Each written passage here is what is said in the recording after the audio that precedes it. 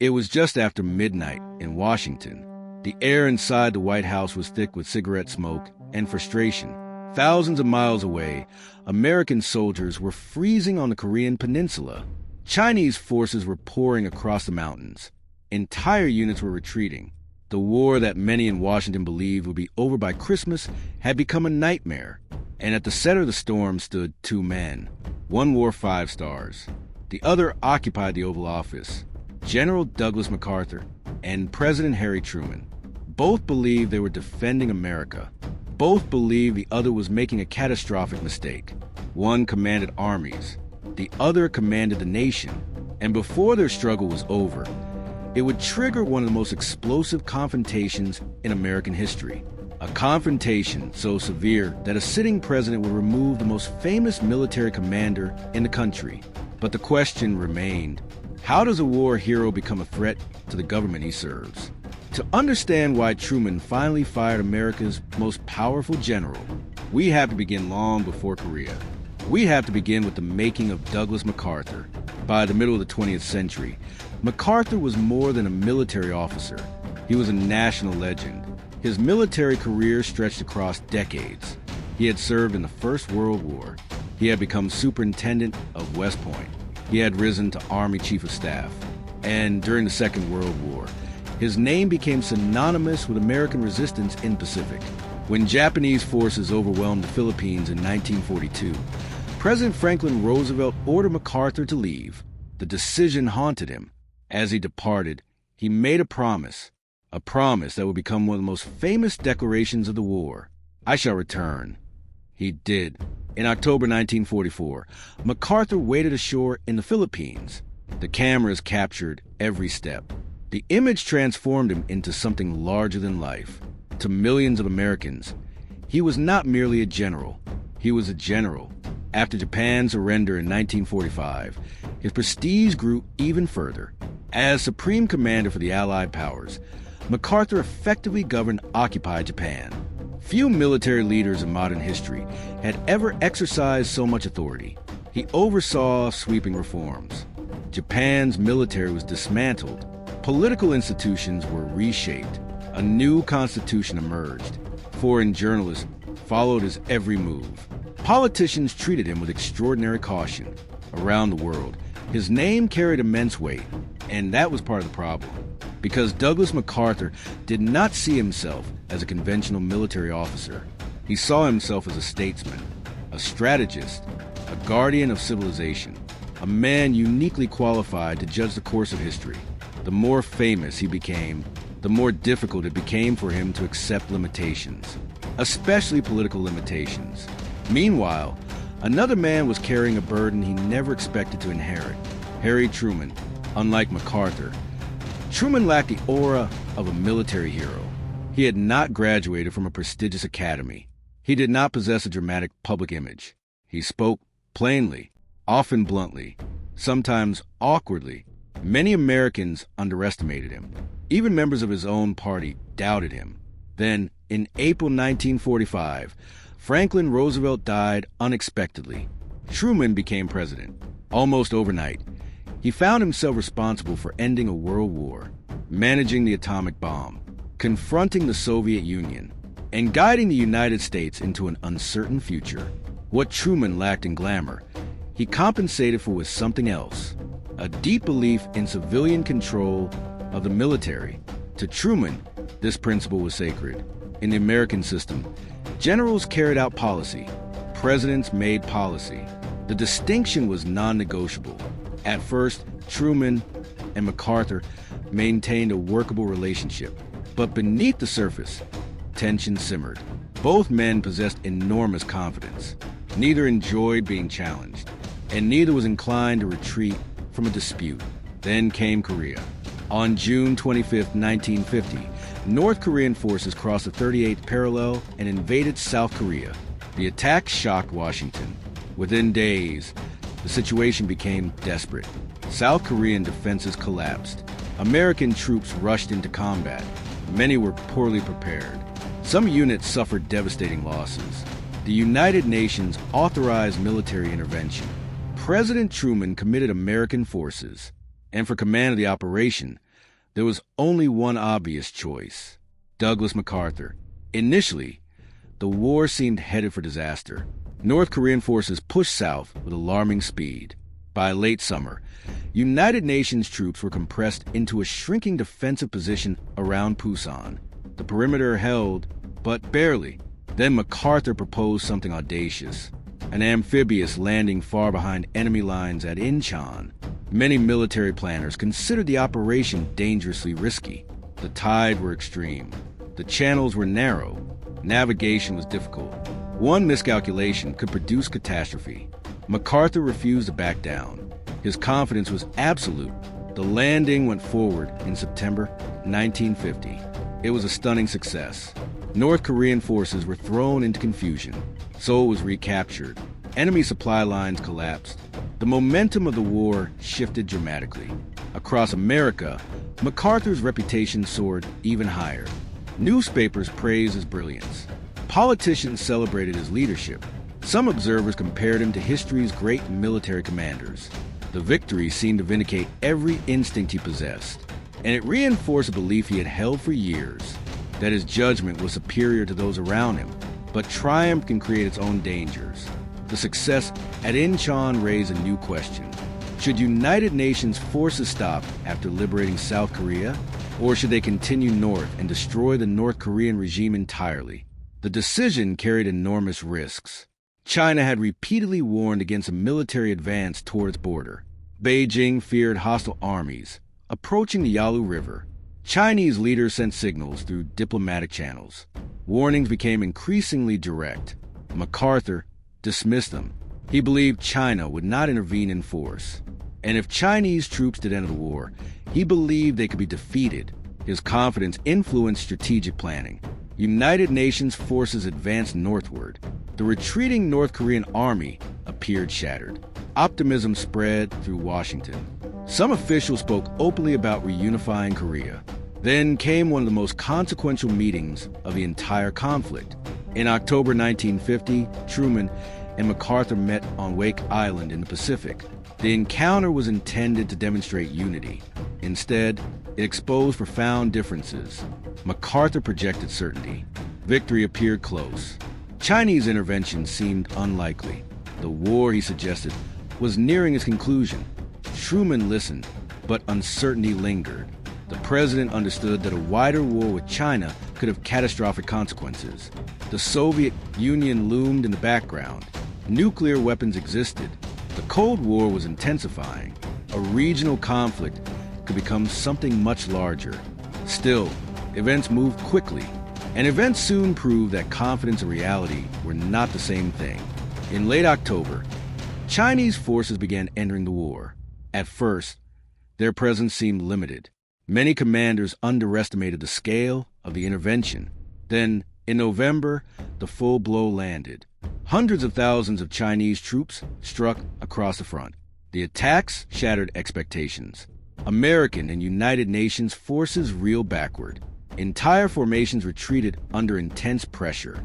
Temperatures plunged far below freezing. Equipment failed. Men suffered frostbite. The war transformed almost overnight. The advance toward victory became a desperate struggle for survival. Washington was stunned. So was much of the American public. Questions spread through military headquarters. How had this happened? Why had the warnings been dismissed? And most importantly, what should happen next? The answers offered by Truman and MacArthur were very different. MacArthur viewed the war through a military lens. If China had entered the conflict, then China had become the enemy. The solution, in his view, was escalation. He advocated broader military action. He considered strikes against Chinese targets. He discussed expanding the battlefield beyond Korea. Some proposals included attacks on transportation networks supporting Chinese operations. MacArthur believed limitations were preventing victory. To him, restricted war made little strategic sense. Truman saw the situation differently. The president feared a larger catastrophe. China was not acting in isolation. Behind China stood the Soviet Union. Joseph Stalin watched every development carefully. A wider conflict could trigger direct confrontation between nuclear powers. For Truman, Preventing World War III became the overriding priority.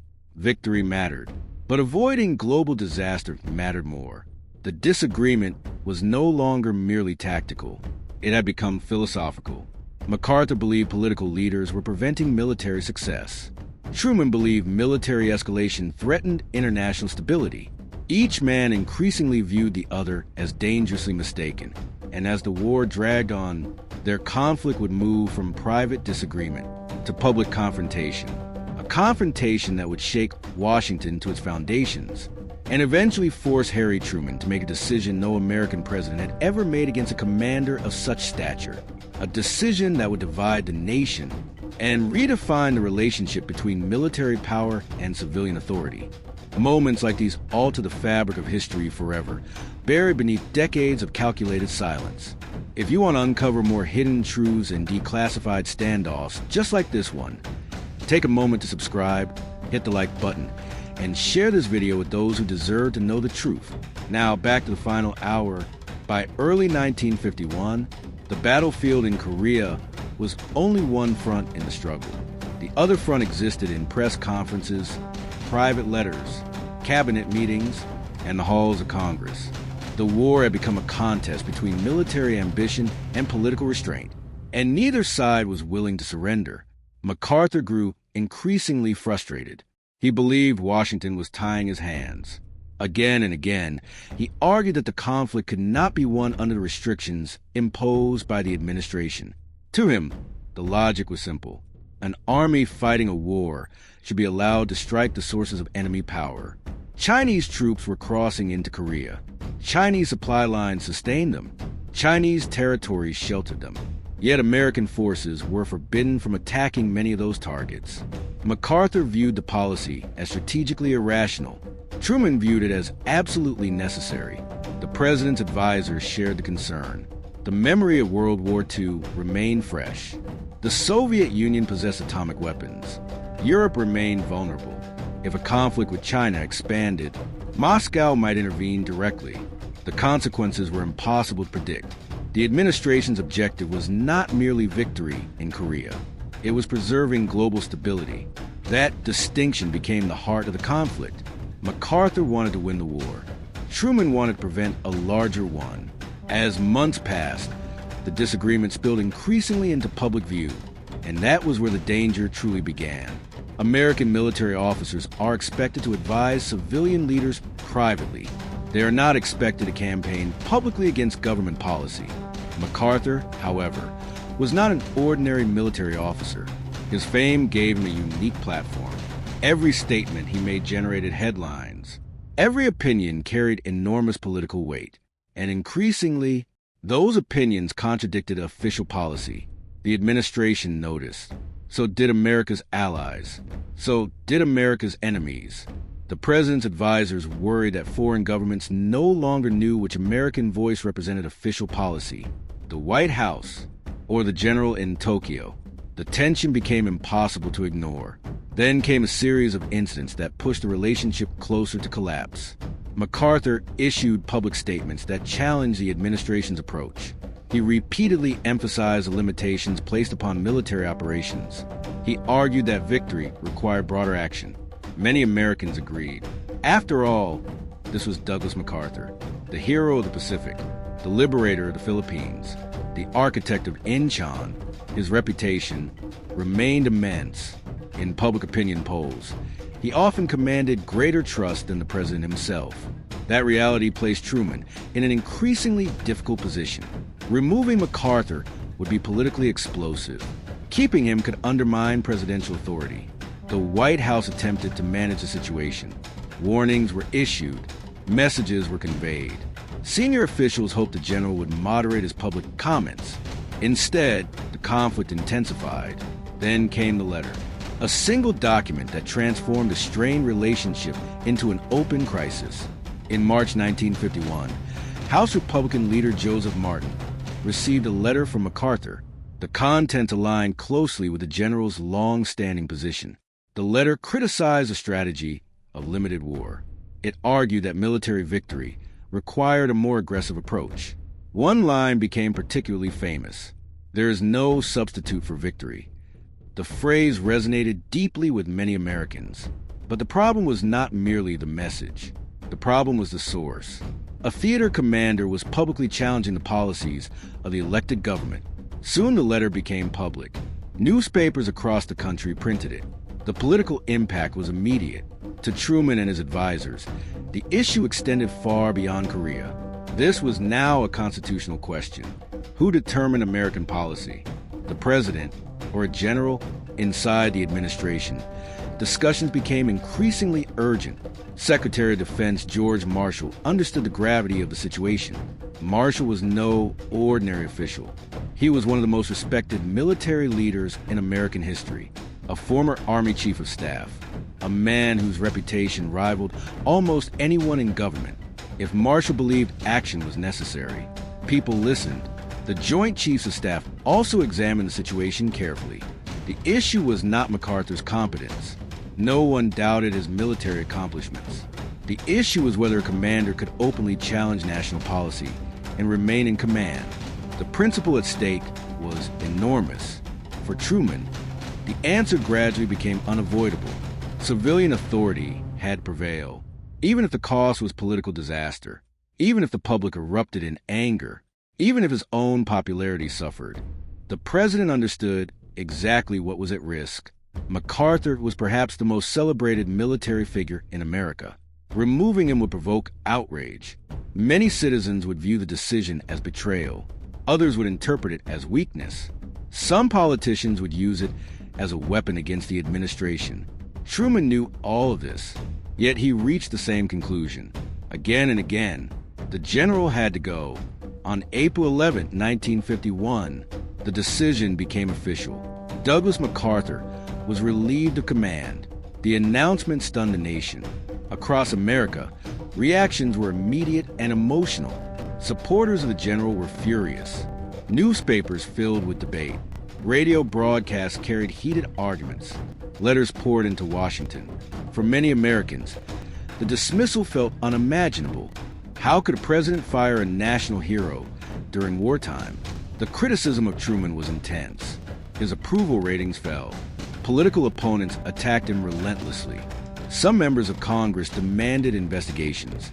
Others suggested the president had made a terrible mistake. Meanwhile, MacArthur returned home. The reception resembled the arrival of a conquering hero. Crowds gathered in enormous numbers. Ticker tape parades celebrated his return. Millions watched his movements. His popularity reached extraordinary levels. Then came one of the most famous speeches of his career. Addressing a joint session of Congress, MacArthur defended his position. The chamber erupted repeatedly with applause. Lawmakers stood, cheered, and applauded again. It was one of the most dramatic moments in modern American political history. Near the end of the speech, MacArthur delivered words that would become permanently linked to his legacy. Old soldiers never die, they just fade away. The phrase echoed throughout the country. For a moment, it appeared possible that public opinion might completely overwhelm the administration. But politics is often different from spectacle. Investigations followed. Congressional hearings examined the controversy in extraordinary detail. Military leaders testified. Civilian officials testified. Questions were asked for weeks. The American public listened carefully. Gradually, a clearer picture emerged. Senior military leaders largely supported the administration's broader strategic concerns. The risk of expanding the war remained substantial. The possibility of a wider conflict with China and the Soviet Union was real. The hearings did not erase public admiration for MacArthur, but they shifted the debate. Attention moved away from personalities and toward principles. The central question was no longer whether MacArthur was a great general. Almost everyone agreed that he was. The question was whether military commanders could determine national policy. The American system offered a clear answer. They could not. Civilian leaders bore that responsibility, even when their decisions were unpopular, even when they carried enormous risks, even when they conflicted with military advice. In the years that followed, historians continued to debate aspects of the Korean War. They debated strategy. They debated missed opportunities. They debated the effectiveness of limited war. But on one issue, a broad consensus emerged. The confrontation established a critical precedent. No military officer, regardless of fame, rank, or popularity, stood above civilian authority. For Truman, the decision remained one of the most controversial acts of his presidency, yet he rarely expressed regret. Years later, he summarized the issue in direct terms. MacArthur had been fired because he would not respect the authority of the president and the Joint Chiefs of Staff. The dismissal was not about courage. It was not about patriotism. It was not about military talent. It was about control of policy in a constitutional republic. And that distinction mattered because democracies face a unique challenge. They depend upon powerful institutions, powerful armies, powerful leaders, powerful personalities.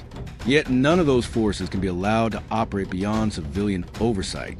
That principle often appears mundane during times of peace, during moments of crisis. However, it becomes essential.